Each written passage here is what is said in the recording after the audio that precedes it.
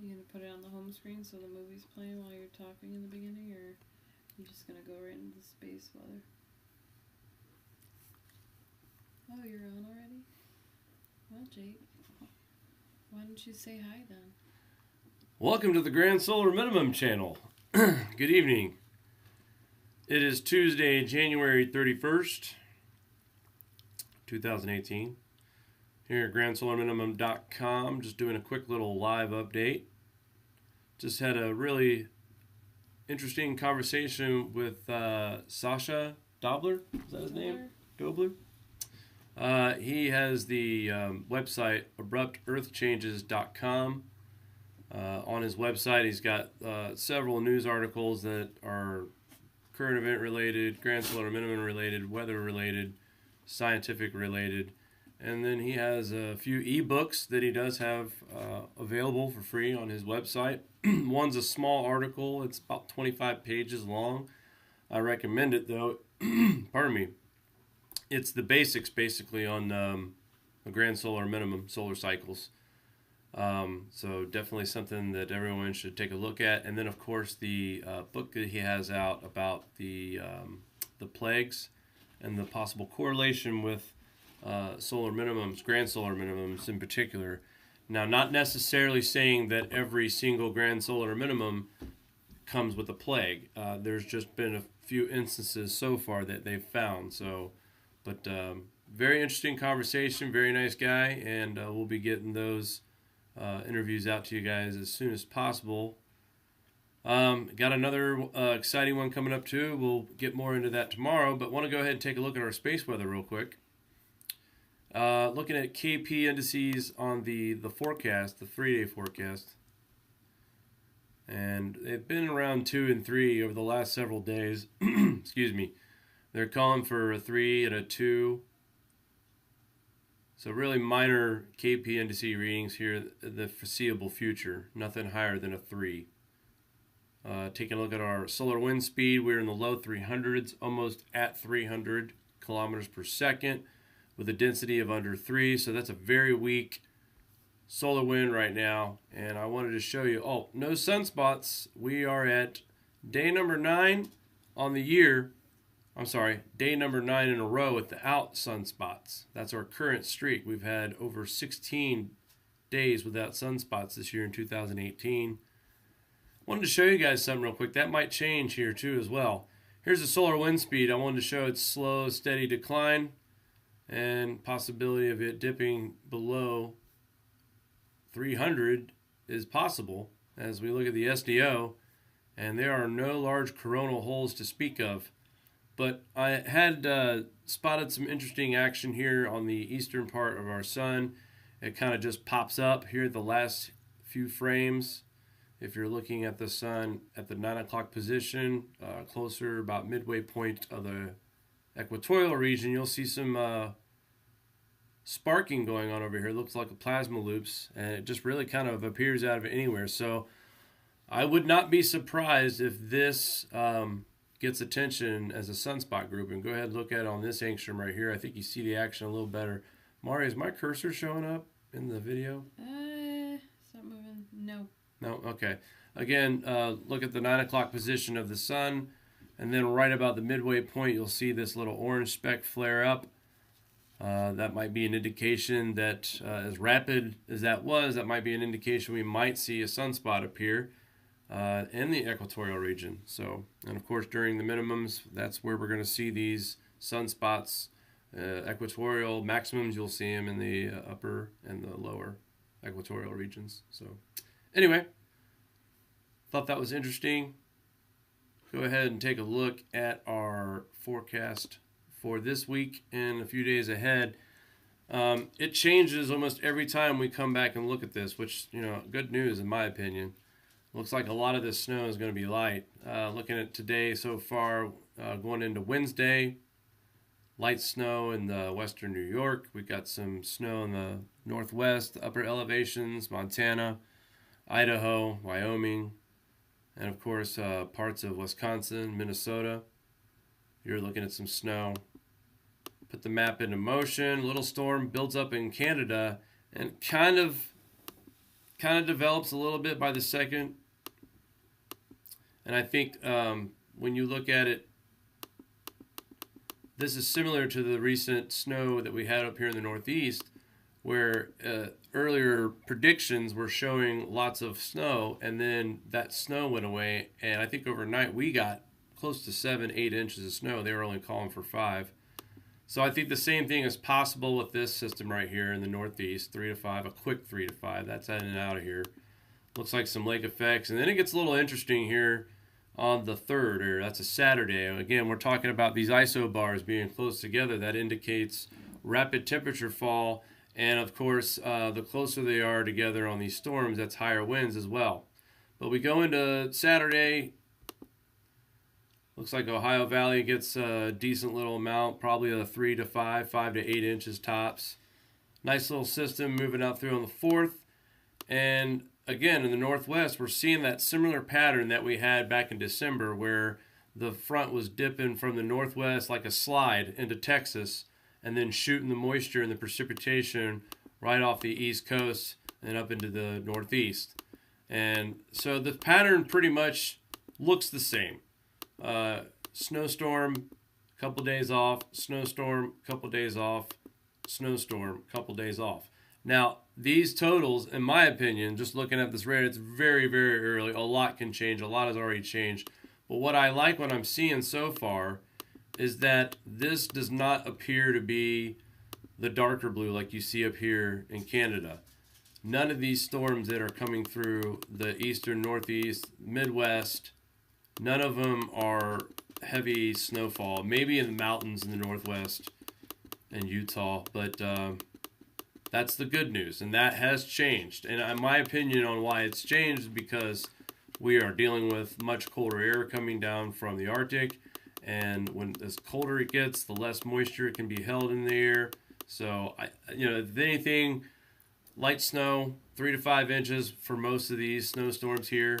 But another thing that's kind of concerning, and I see some relief here late in the forecast on the 15th, finally, some moisture moving into the west coast. And I say that because looking at the short-term forecast right now until about the 7th, let's see, we'll go out a little further, 9th.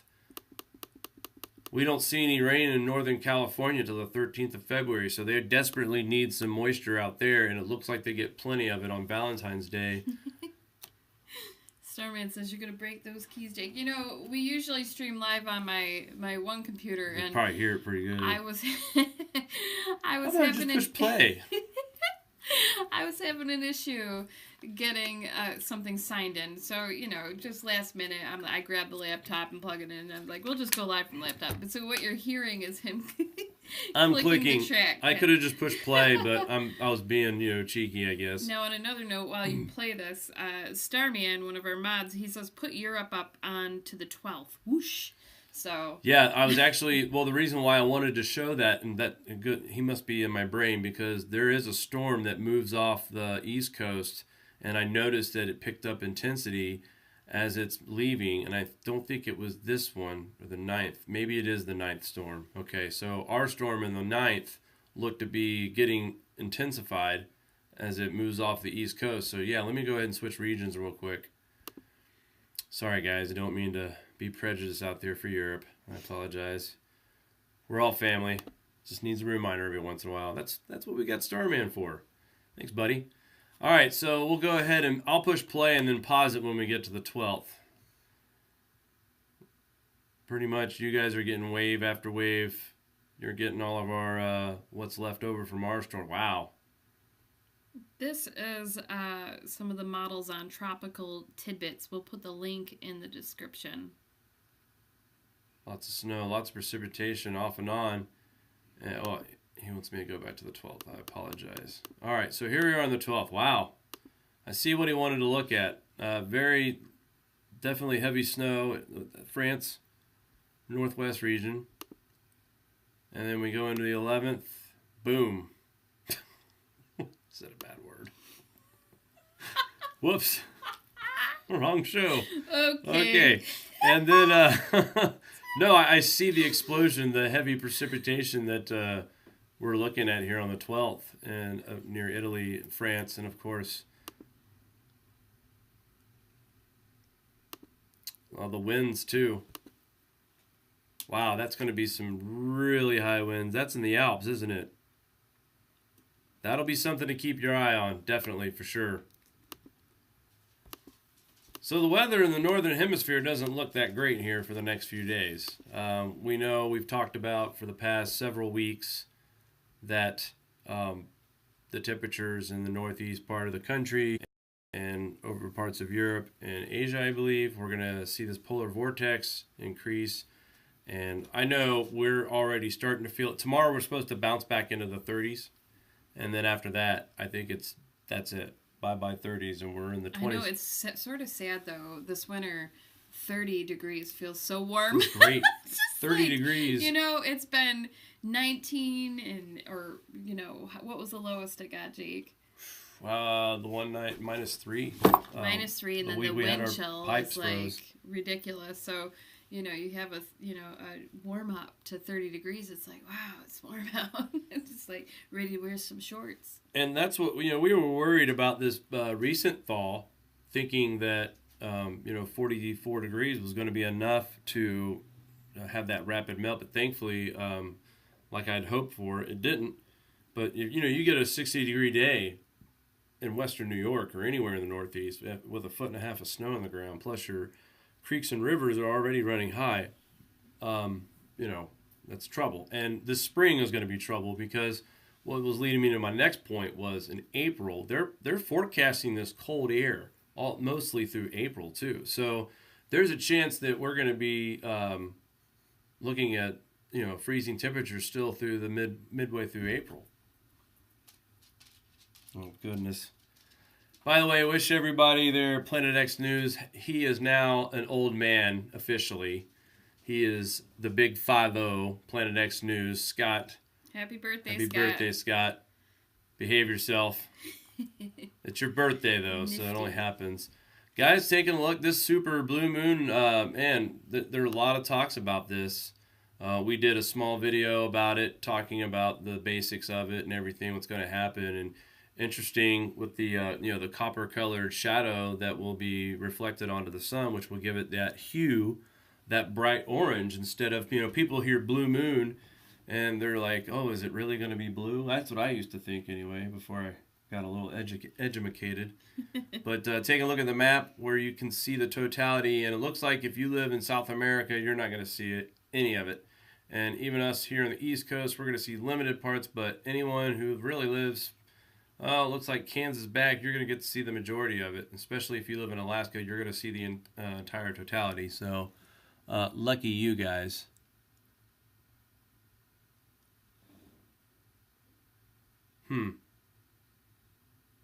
Mari, did you want to cover anything about, I know there was a... Well, I wouldn't mind rolling a little bit of the footage of the snow in Morocco. That is Where's that pretty spectacular. Let me just sort of shift it over. I don't know. Maybe here we can play it. And let me see what window that guy's on here. This one? Check this out. This is Morocco. تساقطات ثلجية الآن في منطقة زاغورا بعد غياب دام أزيد من 50 سنة. فسبحان الله.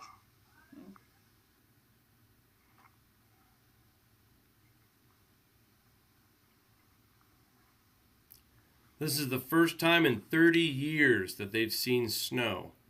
And that looks like some heavy snow. Those branches look like they're bending down as well, so... snow in the desert, Morocco. Yeah, Morocco. And there's also some crazy footage from Tenerife, which is in the Canary Islands, sort of the neighbor of Morocco. First snow in 50 years hits southern Morocco, paralyzes the country. So this affected 100 miles, that's 500 or 5,000 kilometers of roads were closed to what authorities described as exceptional snowfall. Heavy snow arrived to the country's southern regions, was it on the 29th, for the first time in 50 years. Wow. You know, this country is not set up for any sort of snow, and obviously, I mean, you can tell by some of these videos. Look it's at just this. Like, جمال واحد زيد عليها المنظر ديال الثلج. So global warming did it, I guess. it's been since Wow. 1968 was the last big snowfall, unusually heavy snowfall.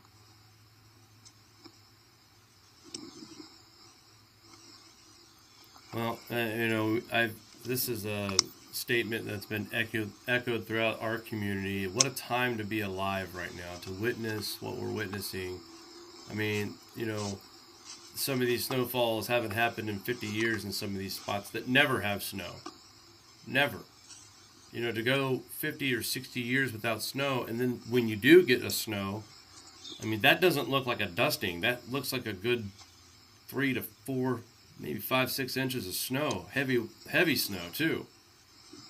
The head of communications at the National Meteorological Office there blamed the cold weather and southern snow on the influence of very low pressure, adding that similar cold snow and rainfall that should be expected across the country at least until, they're saying this is going to last till February 1st. Wow. And you know, and okay, that's not happening. That music. That's not happening. So, and then you also want to, you know, keep in mind too, we've always talked about how this is a regional thing right now, and there are places that are hot. There's been record heat in New Zealand. Australia's seen some very hot days. But then, but what really sticks out more to me, not so much the heat records in those particular countries when it's their summer right now. What throws me off is that we actually see snowfall in the desert, in Morocco, the Sahara Desert. I mean, this is 2 years in a row that we've reported on snow in the desert. So, to me, this sticks out a little bit more concerning. I understand the heat records are serious. There's people who are suffering without air conditioning. I know. I'd rather be cold than hot. But at the same time, it has to be a little bit alarming. And what the president, when he went to what was it? That convention he went to, it starts with a D. Davos? I can't remember. Forgive me, guys. It's been a big day today. But, you know, that was an area that almost got snowed in. And I think he might have made a couple of jabs at the global warming community. And why not? Where he was, they received as much snow as they got, and I don't think it was really supposed to snow like that there. So, again, though, what a time to be alive. The technology that we have to monitor this, you know, all that SDO stuff that we look at all the time, just, you know,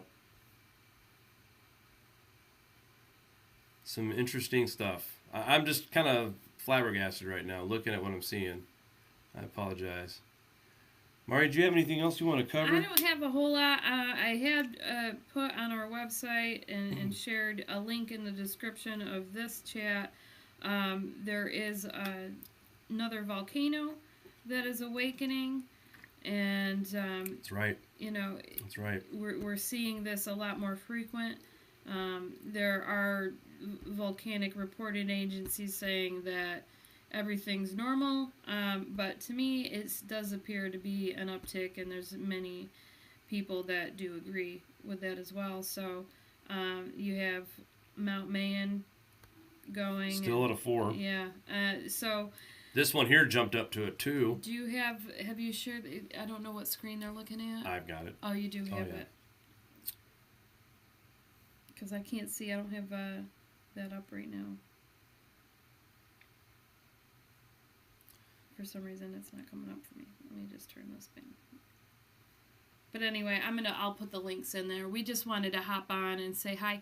Oh, you know, one thing I will read to everyone, because we get a lot of people inquiring on a daily basis, is, you know, people ask, they see our John Casey interview, and they ask, you know, how he is, have we had an update and everything. And, you know, I do keep in touch with John, and I'm just going to read a message here. Well, if I can pull it up here. I just got it.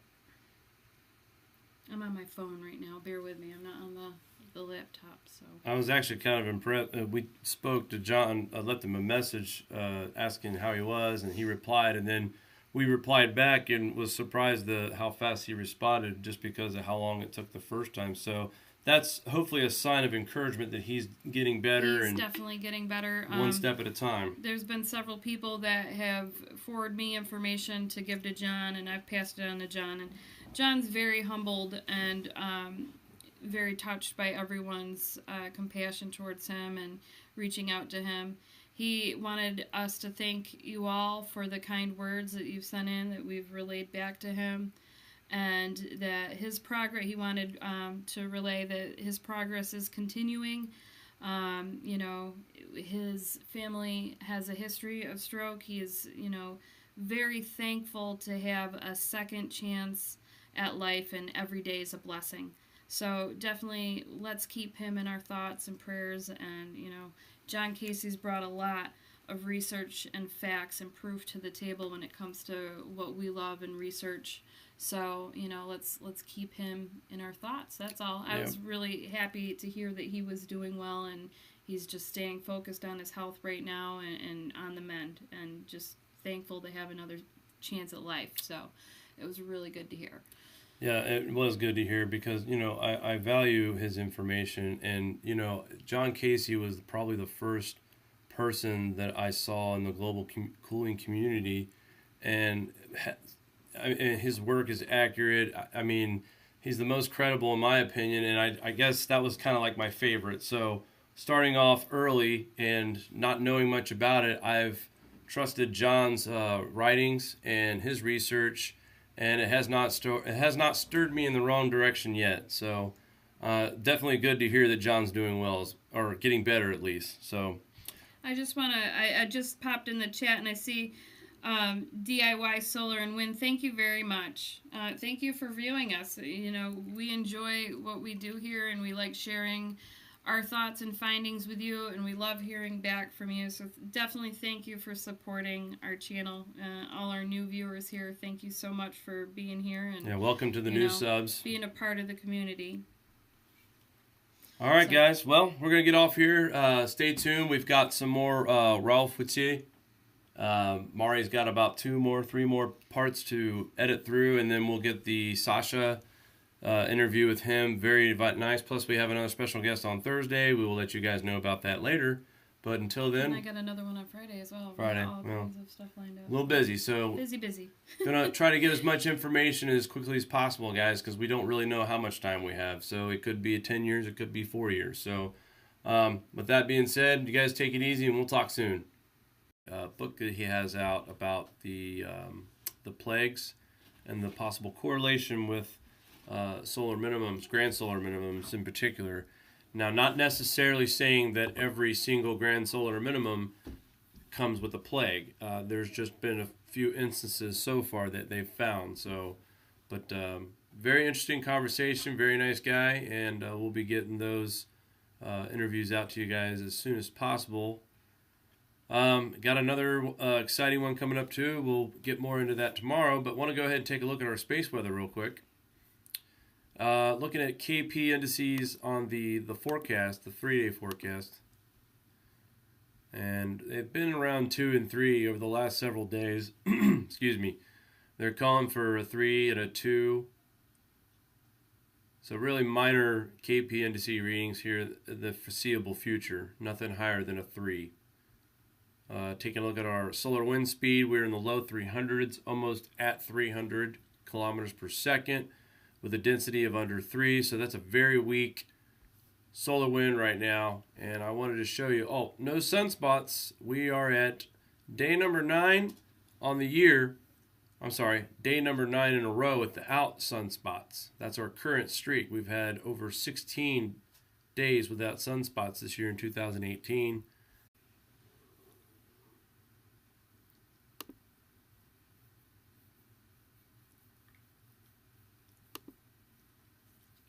You gonna put it on the home screen so the movie's playing while you're talking in the beginning, or you just gonna go right into space weather? Oh, you're on already? Well, Jake, why don't you say hi then? Welcome to the Grand Solar Minimum channel. Good evening. It is Tuesday, January 31st, 2018. Here at grandsolarminimum.com, just doing a quick little live update. Just had a really interesting conversation. Wanted to show you guys something real quick. That might change here too as well. Here's the solar wind speed. I wanted to show its slow, steady decline and possibility of it dipping below 300 is possible as we look at the SDO, and there are no large coronal holes to speak of. But I had spotted some interesting action here on the eastern part of our sun. It kind of just pops up here at the last few frames. If you're looking at the sun at the 9 o'clock position, closer about midway point of the equatorial region, you'll see some sparking going on over here. It looks like a plasma loops, and it just really kind of appears out of anywhere. Conversation with Sasha Dobler, is that his name? Dobler? He has the website abruptearthchanges.com. On his website, he's got several news articles that are current event related, grand solar minimum related, weather related, scientific related. And then he has a few ebooks that he does have available for free on his website. One's a small article. It's about 25 pages long. I recommend it, though. Pardon me.